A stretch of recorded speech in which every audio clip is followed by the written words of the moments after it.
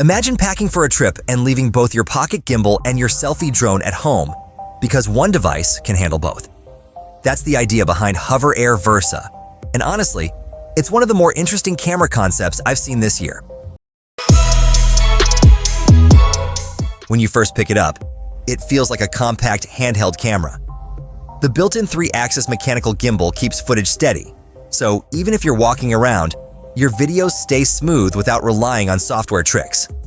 Then comes the part that makes VERSA different. Attach the flight module, press a button, and it lifts off on its own. No controller hanging from your neck. No spending time learning flight controls. It simply takes off, follows you, and records from angles that usually require someone else holding the camera.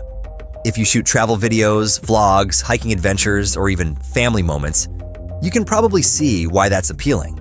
Carrying less gear while getting more creative shots is something every creator can appreciate.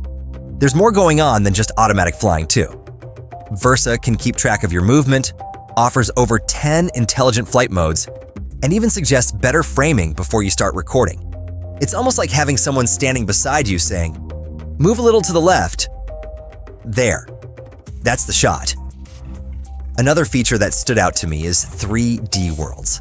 The camera flies a smooth circle around the scene, captures it from every angle, and turns it into an interactive 3D view that you can explore later. It's a creative feature that goes beyond taking another ordinary photo.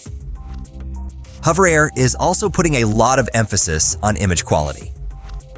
The company says its new image processor is designed to handle scenes with bright highlights and dark shadows at the same time, while also producing cleaner footage when the lighting isn't ideal. Of course, one question still needs an answer. Can a single device really be an excellent handheld camera and an excellent flying camera without sacrificing one for the other? That's what everyone will be watching once people get their hands on it.